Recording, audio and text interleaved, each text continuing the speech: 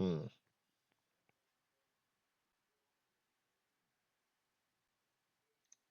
Watch this. Let's see what this is about. This is Jason Carrolls, and he's currently being chased by 12 police cars and 1 police helicopter. Coming up on break. We stuck a little bit of traffic here. The reason is that just a few hours ago, he killed all 3 of his children to get back at his wife for divorcing him. Jesus Christ. That's fucking crazy. All the children, every single one of them didn't leave a single one. Is kind of crazy. I'm not gonna lie. For divorce, y'all niggas gotta be careful. Y'all niggas married, bro. That shit's crazy. What is going on? I don't know. Like, why'd you do it? I think I felt like I was saving them. However, this car chase would end in a disaster.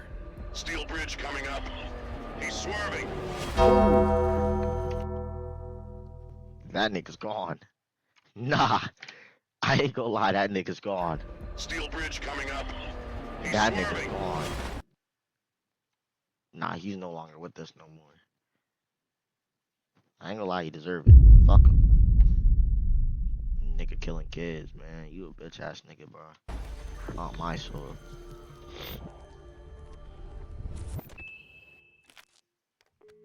It all started on Monday morning of June 13th, 2022. The police department of Round Lake, Illinois, received a shocking phone call from 30-year-old Debbie Carrolls, who had just discovered her kids unresponsive. 911, what's the address of the emergency? Hi, I'm at Camden Lane. My husband killed my kids. Okay, tell me exactly what happened. Nah, that's tragic, bro. I couldn't imagine being a 911 operator. Like, hear some shit like that, bro. That shit crazy. I'll never be able to keep my composure. That shit's crazy. I came home to take the kids, and they're all on the bed, and they're... Okay, all right. How many children? 3. How were they killed? Please. They're cold. They're cold. Okay. Please. Ma'am? Ma'am, how were they killed? I don't know. Maybe he suffocated them or cut them. They're laid in the bed. I'm assuming he choked them. Okay, where are you right now, ma'am? Okay, we have officers there. Where are you right now? I'm upstairs. They come inside. I'm upstairs. Okay, she's upstairs. Please, you guys, wake up, please. That's actually sick. This nigga a fucking sick bastard, bro. I hope this nigga die. I hope that car crash. I hope he died in that car crash. This nigga's a piece of shit.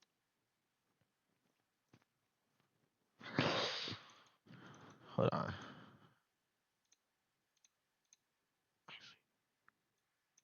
Actually, I'll just turn this down a bit. I ain't gonna lie.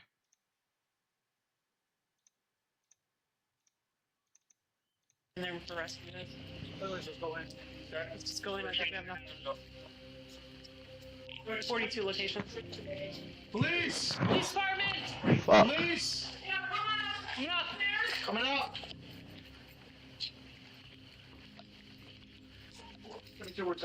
I got blood here. There's blood all over. I didn't see here. Is there anybody else in the house, ma'am? Is there anybody else in the house? I don't know. What is going on? Okay. Okay, ma'am, do you have any weapons? No, I don't have any weapons. I'm gonna have you step out here with me, okay? Come out here. Step out of the room. Come out here. When officers made it to this horrifying scene, they quickly escorted the traumatized mother out of the room, and inside, they found her 3 kids, Bryant, Cassidy, and Gideon, all lying in the same bed, completely unresponsive. As of now, all the information officers have comes from Debbie's 911 call, where she claimed her husband committed the act. However, he is nowhere to be found, so they decide to ask her. You haven't spoken to him at all today? No. No? Last night. Okay. Where are you coming from, sir? Where am I coming from? Yeah. My mom's home. Debbie would go on to explain that she drove to this house to pick up the kids from Jason Carroll's, her 36-year-old ex-husband with whom she'd been going through a divorce. 2 days prior to this crime, Debbie said she had given Jason their 3 kids to spend time with him, not realizing this would be the last time she saw them alive. When it was time to pick them back up, Jason wouldn't answer the calls, making Debbie grow nervous. That's when she decided to check up on her children herself, only to discover the scene Jason left behind. These facts alone are enough to make Jason the prime suspect. Police officers decide to check on the whole house and confirm that the suspect is on the loose and not hiding somewhere at the crime scene. I want to make sure no one is hiding in the house that we're missing out on. If you guys want to be, I'm going to check the rest of these rooms. Police department!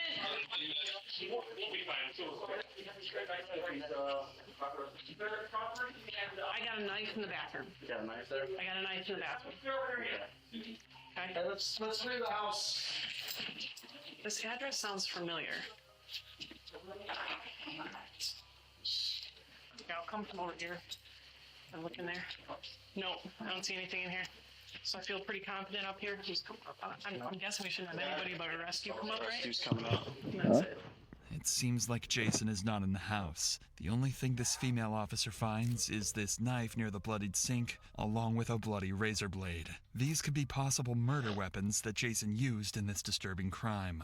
However, when the medical examiners arrived at the scene and had their first look of the victims, they would quickly dismiss this theory entirely.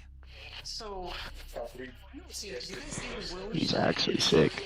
This nigga's sick, man. Blood. I don't want to make it splash or anything in the body. I don't see anything other than blood to the hands here.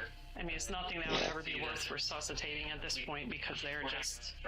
What I'm wondering is if this is Dad. I'm not sure whose that is, but I don't believe it's one of their. The victims had large, strange markings on their necks. The lips, skin, and even nails on all 3 of them were completely blue.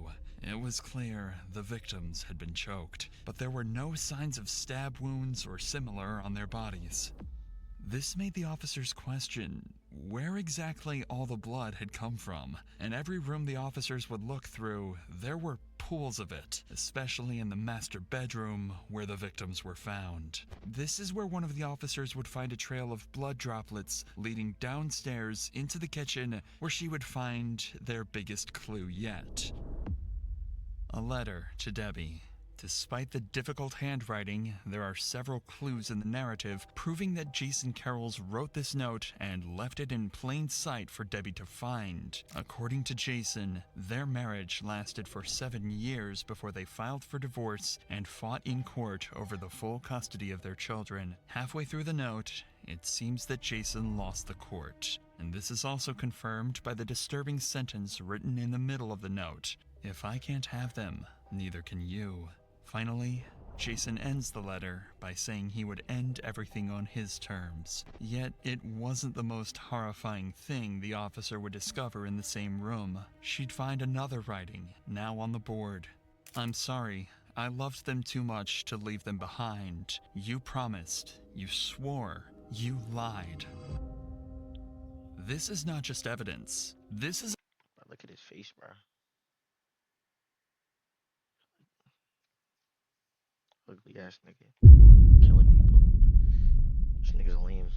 a confession that whatever happened to their kids, he knows the absolute truth. But if he did what he promised to do, then police officers would have more trouble finding his body than his confession. But luck was on the officer's side this time. Something was missing in that house, specifically in the garage. Jason's red 2010 Nissan Maxima, a significant clue that would help them find Jason.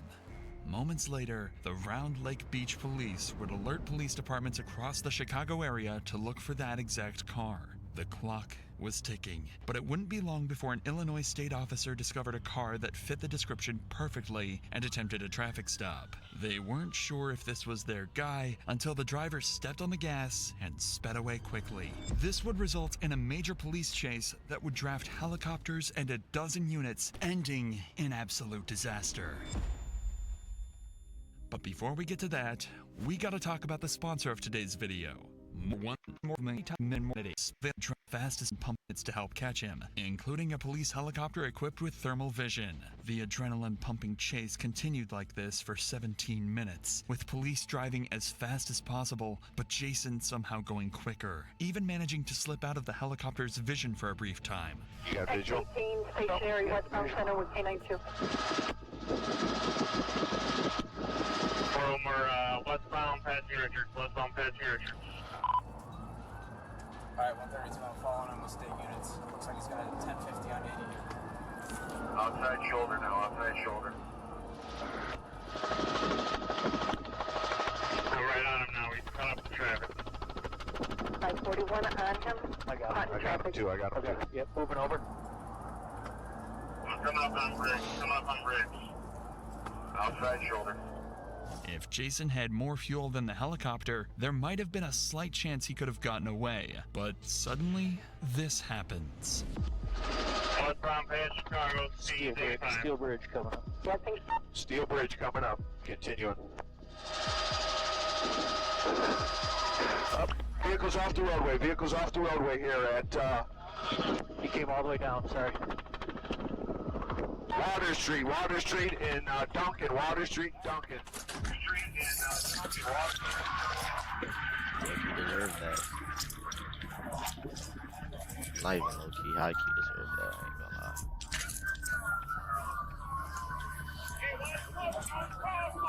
Just gonna car pull up.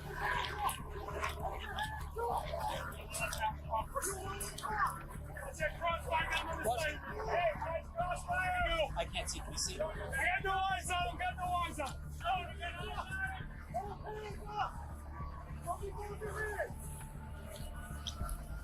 Keep him there! All right, man, keep him there!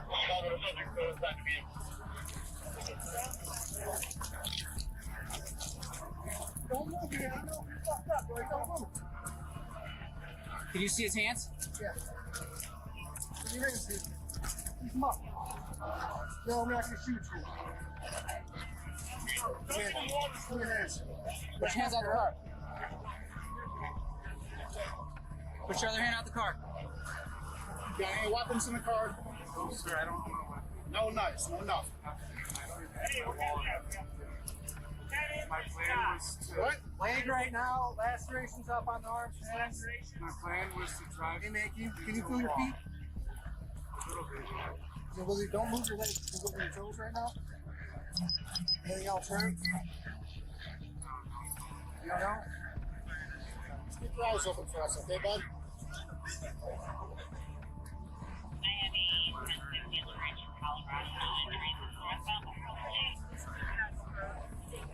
Like I said, he just didn't want to hurt anybody. Nigga, you killed all three of your kids, bro. Cap. That's good, man. Hey, good news is you didn't hurt anyone. I mean, besides yourself.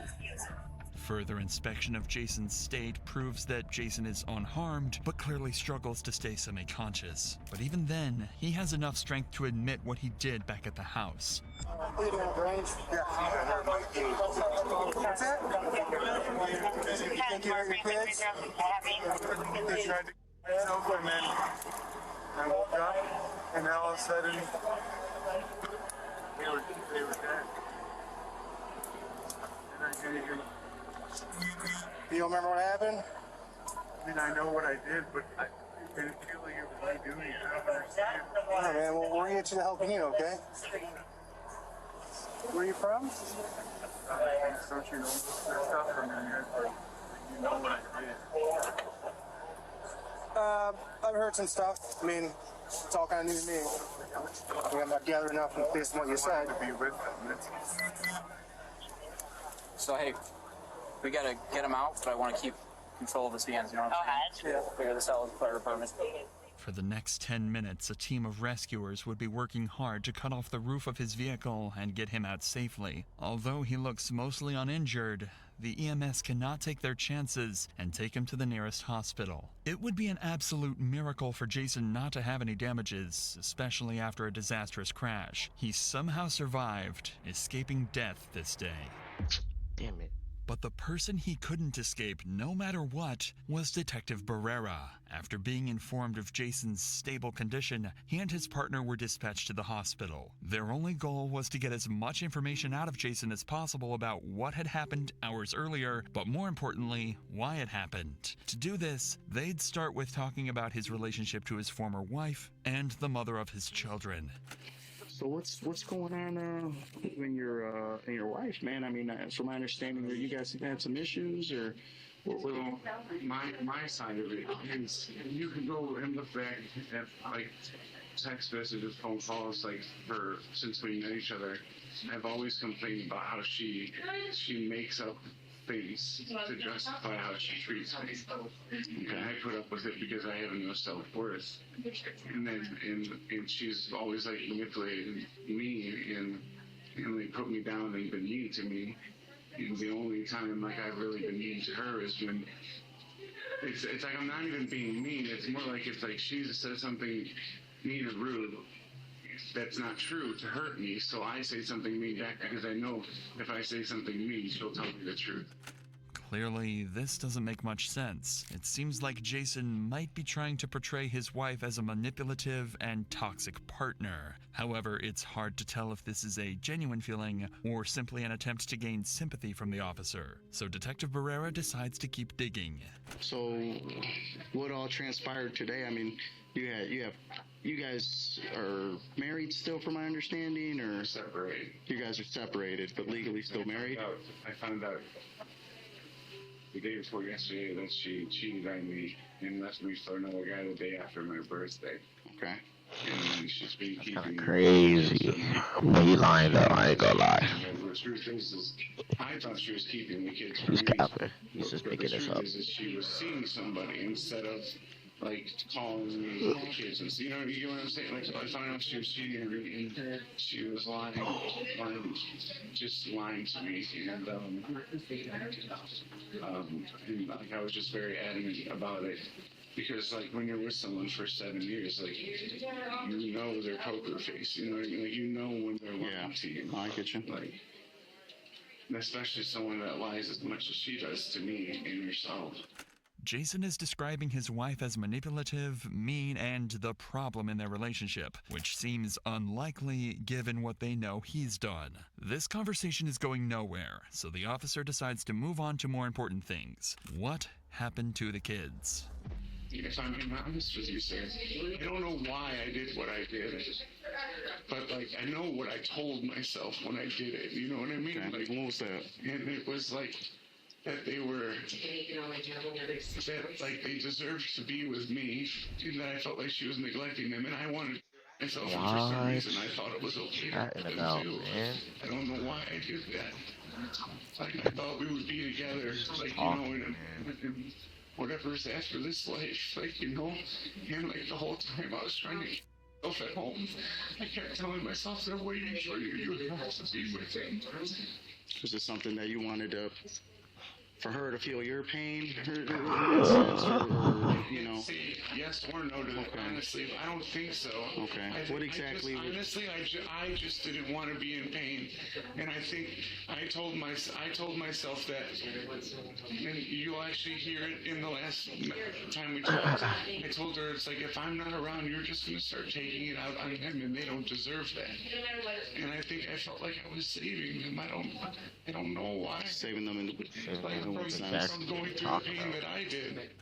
It's almost as though he believes what he did was reasonable, at least in the moment he did it. If this is indeed the case, it's likely he is genuinely mentally ill, which means he had limited control over what he did and can claim that in a court of law. But regardless of if he is mentally ill or not, detectives still need to build a case against him, so they decide to dig deeper into what exactly he did to his kids. Just kind of walk me through today, kind of what was going on. How were the kids? Were they joyful, playful? They were awesome. Yeah? I mean, they wasn't like frustrating. Like this was yesterday and the day before. What was? I did everything I did. I started doing this morning at 1 in the morning. So 1 in the morning? Nah. Because Nah, he's capping, bro. He remember everything, bro. Lock him up, bro. Give him life. Give him the death penalty, actually. Everything happened? Yes, sir. Okay, so what was going on? Because I know That's you crazy. guys spoke on the phone yesterday, right? Yeah. What time did your guys' phone call end? I want to say about midnight. About midnight? Yeah. Okay, you guys' phone call ends around midnight. Yeah. And then what happens? Were you drinking? You say you don't drink, right? Okay. No. Hey. No, absolutely. Okay. So then what kind of happened?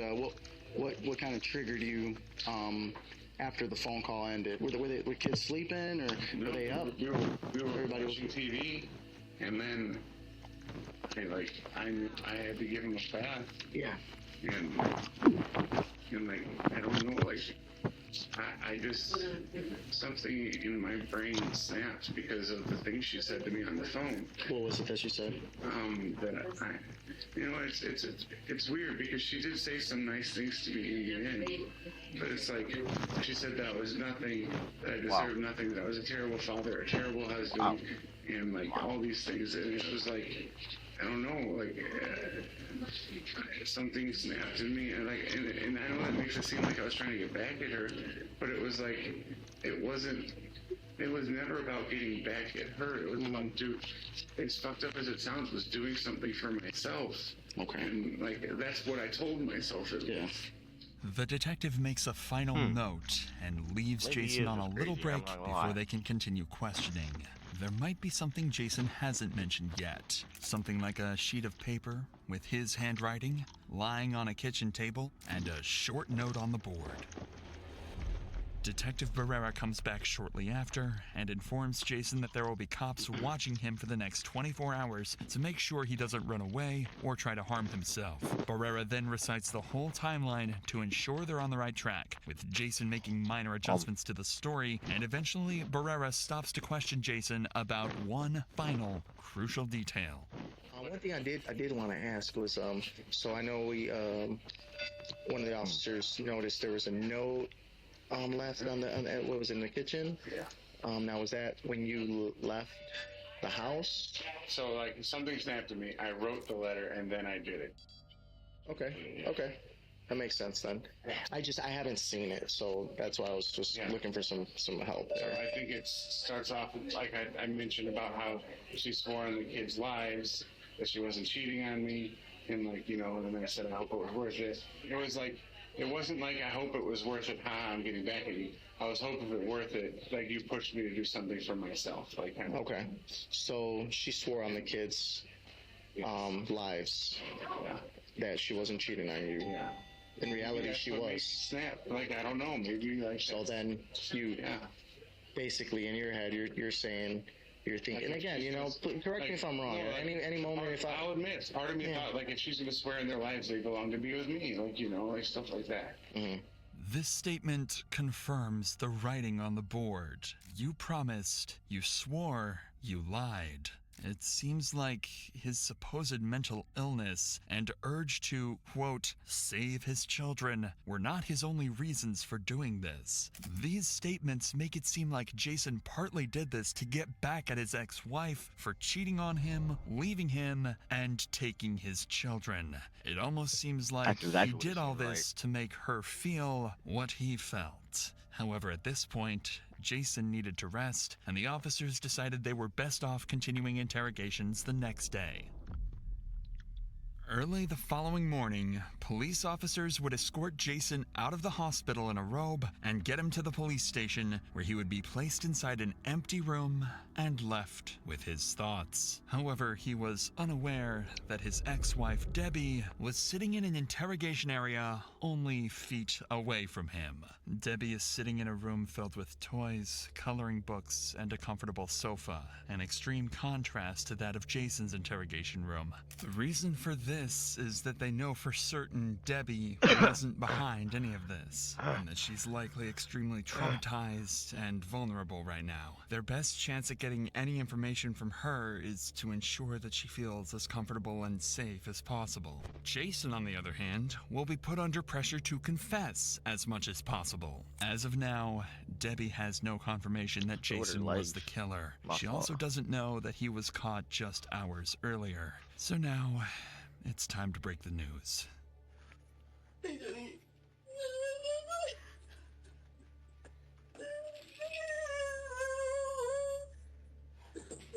I know we spoke earlier.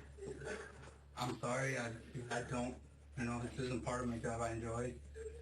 But I do have to officially, do this, and I have to notify you that he did your 3 children. I don't believe it. Did you find him? Yes. Is he dead? No. Where did you find him? The police chased about an hour and 30 minutes away from here. He's in custody, and we're gonna do our best. I'm a detective. I'm a detective unit. We're gonna charge him as best as we can. We're gonna do this right. Everything Jason said up to this point was nothing but his own version of events. And Debbie, well, she never got the chance to talk about what she saw that day and what it made her feel. As a victim, her voice matters the most. And that voice would be the final nail in Jason's coffin. Oh, man. Oh, man. Not again. Oh, man. I didn't contact them until I was on the way to get them because they had the doctor's appointment today. I went to Walmart to get diapers. I went to Walmart to get some sand for their playback. I got a bathing suit for my daughter. And then I went there and I opened the garage door and didn't notice anything. I didn't really think about it. I walked in and I looked to the right and I saw the door broken off the hinges. And then I saw drops of blood. And then I turned around and looked in the garage, and I saw that his car was gone. I started calling him because I thought maybe he took the kids or went somewhere. And I heard his phone upstairs.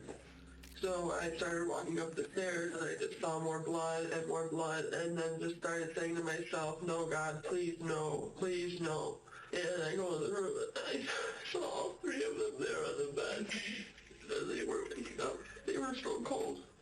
While Debbie was spilling her heart out, little did she know, Jason was sitting in the room next to her, staring down into the emptiness. Her ex-husband, the father of their kids, and a vicious murderer. It's hard to understand what he thinks at that moment, the memories he had with his children, or the regret he feels for making them leave this world too early. After 10 minutes of complete silence, Detective Barrera returns to the interrogation room for his second and last conversation with Jason, with no idea that he was about to discover a major piece of this story that could have prevented this entire massacre from ever happening. How's your work situation? Do you work during the weekend? No, I don't work at all. That's why I felt like I should be watching and seeing them a lot more. Okay, all right. How long have you been unemployed? Since December. Since December? Okay. Damn, they could get a job. I worked at Bob's Crab House. Bob's as a waiter. Okay. You still keep in contact with your coworkers there? No? Okay. So, ever talk to any of them? I did reach out to one of them after I found out that he was cheating because she had claimed that she met him at a bar and that one of her coworkers gave him her number. So I just messaged whoever. I was like, hey, can I ask you a question? And he was like, oh, sorry, I didn't get that. I was like, oh, never mind. Like, I figured it out. And then I kind of broke down later, and I was like, I just found out. And I told him, like, everything, because he was the one person that I felt like I could trust.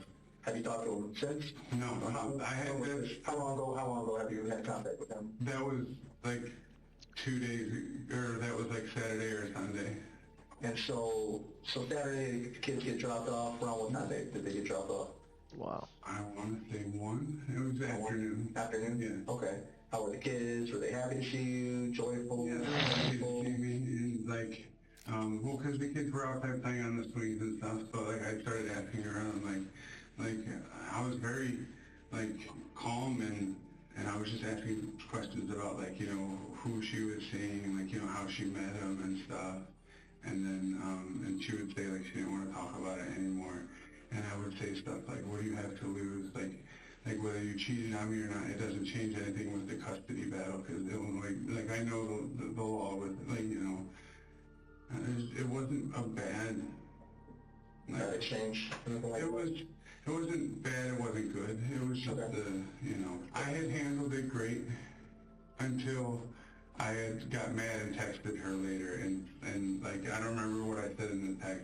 Okay. Because I was just so mad that she was, like, that she's still lying to me, you know, and that, yeah. So then you sent her a message, and you, And I was getting upset too, because she kept saying stuff like, you should be spending time with the kids, and I'm like, I'm messaging you because they're sleeping. Like, I'm messaging you because, like, I can play with them and text you at the same time, like, you know. With all of these events combined, there would be one last phone call that pushed Jason to his limits. But that same phone call could have prevented this murder, if not for Jason's hatred. And you mentioned it was the phone call that kind of set things off, maybe. That's the thing, like, I mean, there was a phone call, and then about a half hour, 45 minutes later is when I started everything. But, like, even the phone call, it's like, it ended well. You know, like, it had a great ending. Even the phone call, like, she was willing, sounded like she was willing to work with me and stuff, but I think I just didn't believe it, like, you know, and I just didn't want, I know it sounds up, it messed up, but I just didn't want this to end. Like, I wanted to be with them forever, and I felt like this was the only way. It sounds like Jason actually was close to resolving a lot of his frustration with Debbie. But something after this call and before the attack must have triggered him to go through with this insane and horrifying plan. Like, I don't mean, like, I don't want to hurt her, but I'll say something sometimes to hurt her because she hurt me, and, like, but I wasn't doing it to hurt her. Like, that was not my intent. Because, like, if that's what I wanted, I would have, if I really wanted to hurt her, I would have stayed home. I would have waited for her to see the kid like that, and I would have hurt her too. Okay. You know what I mean? Like, I would have. I believe this nigga's crazy. I don't think by any means am I sitting here saying you wanted to hurt her. You know, I mean. This nigga's actually a nutcase, man. Okay. Now let me ask you this. Now you knew at some point she would come and find you guys.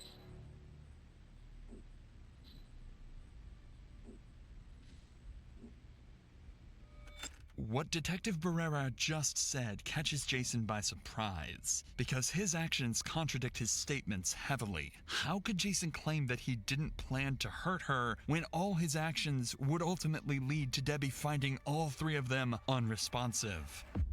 It wasn't until about like noon, 12:30, like, so 12 hours later almost, that's when I realized, like, she's gonna do something I can't, like, I don't want to hurt her, I don't want to, like, I can't be here when she's here, because I'm just going to end up hurting her to give myself more time to be with them.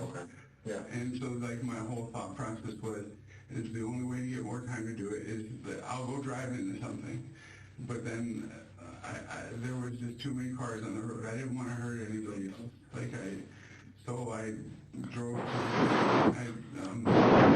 don't know my way around anything about this city. I've only ever been His response to Barrera's question completely falls apart when it's clear his actions left Debbie to discover the gruesome scene traumatizing her forever. All of this made it clear, not just to detectives, but later a jury, that he was mentally ill and was not fully in control over what he did. In June of 2022, he was charged with 3 counts of first-degree murder, and in February of 2024, pleaded guilty but mentally ill. This means he will serve a life sentence without the possibility of parole, while also receiving mental health treatment. After the story went public, Debbie chose to start a GoFundMe page in order to raise money for the funeral and court expenses, gaining over $70,000. As of December 2024, she's decided to maintain her privacy, but we can hope she's doing her best to move forward and recover from this tragedy. Yes, I know. Send them in the pen forever, man. That's great, man. Yeah, let's keep him locked up for the rest of his life, man. Let's stop